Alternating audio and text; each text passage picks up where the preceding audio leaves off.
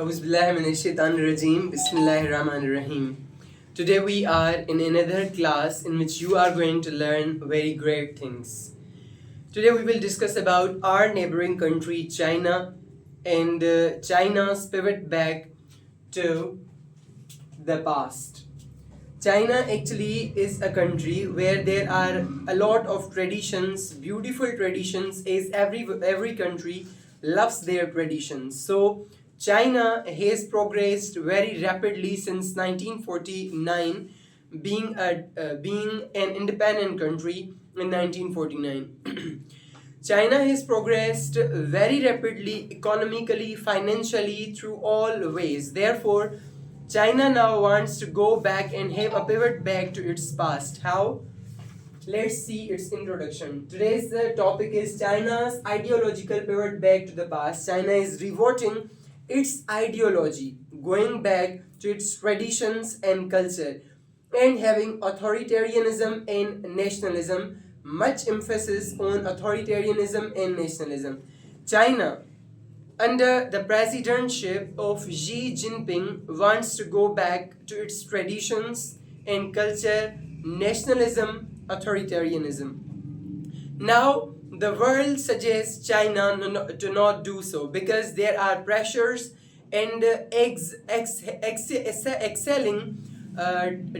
excelling tensions on the China's ideology and nationalism, and therefore the civil society, media are praised it aside. Let's have the introduction to our great topic today. That is, China's rapid economic growth and rising global influence have sparked intense interest in the ideological trajectory. Now we see that China has made a rapid economic growth, and its influence is also rising in all the world because of its economy and because of the economic progress that China has recently made. Therefore, now in the ideological trajectory, there has been intense interest. People are finding interest or having their say in the ideological trajectory of them. In recent years, China has undergone a significant ideological shift, marked by a renewed emphasis on traditional values and nationalism and authoritarianism. In the recent years, whatever we see, like 2025, the current year, 2024, 23, 22, 2019, China has had a significant ideological shift.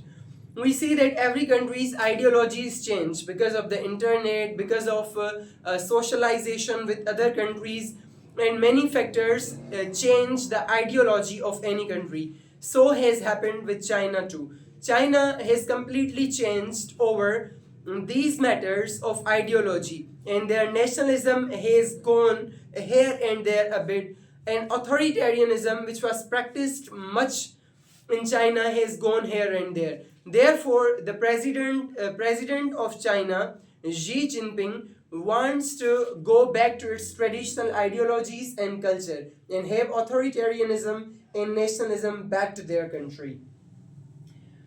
This pivot back to the past has far-reaching implications for China's domestic politics, foreign policy, and global governance.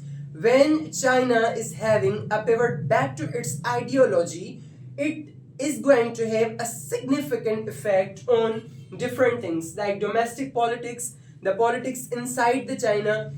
As we already have mentioned, that China is a country which has only single party.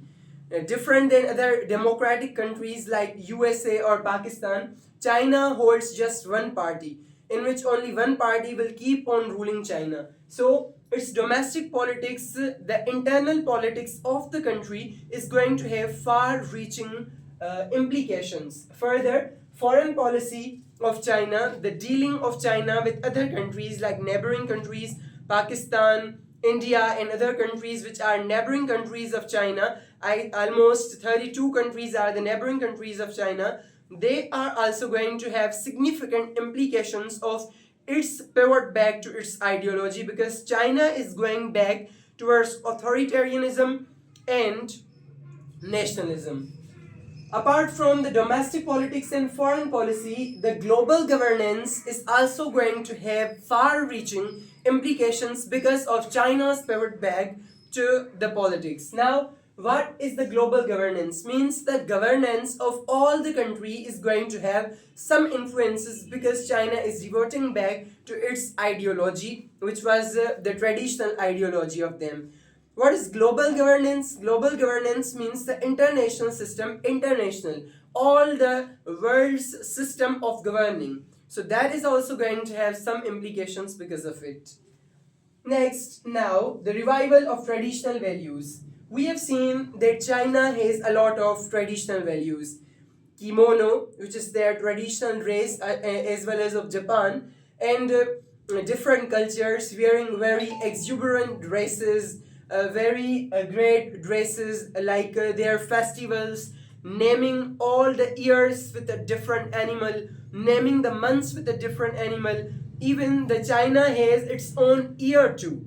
Like we follow the calendar, lunar calendar and the solar calendar. China has its own calendar, which is called the Chinese calendar. They are going to give more emphasis to their traditions by having a pivot back to their traditional ideology. Xi Jinping has promoted a revival of traditional Chinese values such as Confucianism and socialism with Chinese characteristics. Xi Jinping, who is the president of China, has wanted to promote their traditional values like Confucianism, which is a religion based in China. In Confucianism, which is a religion, they have their own whole systems. They have their book, they have their ways of living. All the systems of Confucianism are wanted to be promoted and revived by Xi Jinping. Apart from their socialism, which is a form of government and the form of living in a society, is also promoted by Xi Jinping. These both systems, the Confucianism and socialism, have Chinese characteristics because these are based in China, promoted by China. Now, this shift reflects a desire to reconnect with Chinese cultural heritage and to promote a sense of national identity.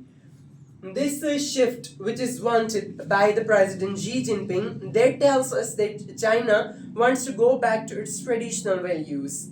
Traditional values like Confucianism and socialism, authoritarianism, nationalism, they want that we want to go back to them. But the world does not support it. Even China is coming in confrontations with the United States of America, which is the sole superpower. But China is also an emerging power like US. Many think that USA is to be replaced by China in power. But China holds this policy that they don't want to have much confrontations, direct confrontations with the people. Like Taiwan does not want to have a direct confrontation with China, accepting that we are independent. Taiwan fears that we don't want to be separated from China in saying, but in practice they have completely separated. So the China has the same policy towards the world. China says that I am not separate from you, but China has completely changed whole their system.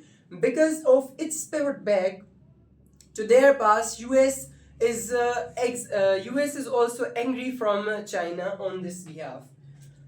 Now they want to reconnect with their cultural heritage. Cultural heritage means whatever culture, things, systems, traditions, culture, places, songs, ways, traditions, way of going, way of walking, way of celebrating. All these things are wanted by the Xi Jinping, the president of China, to go back and they want to revive it. There's a sense of national identity. These all things are considered by China that these are the sign of our national identity because China has its own sign of national identity and they don't want to be separated from them because if a nation goes away from its ideology and accepts the ideology of other countries, their own ideology is hidden or shadowed. However, critics argue that this emphasis on traditional values serves to legitimize authoritarian rule and undermine universal values such as human rights and democracy. Many people who are the critics of China, they think, analyze and say that China wants to have their authoritarian rule more and more. They want to accept it and they want to tell the people that our rule is authoritarian rule. and they want to undermine the universal values such as human rights and democracy. Their human rights are undermined, and democracy, they think, the critics argue that this is going to be undermined by them. So this was our topic of today, in which we discussed that how China wants to go back and have their ideology back towards their traditions. According to China and Xi Jinping, the president of China, that's not a wrong thing. But the critics argue that China wants, through this pivot back to their past, such a country, such a republic, such a state where they will rule authoritarian in an authoritarian way, and China does not say that we are doing it for that reason. Thank you so much. Stay connected and like, share, and subscribe our channel. Goodbye.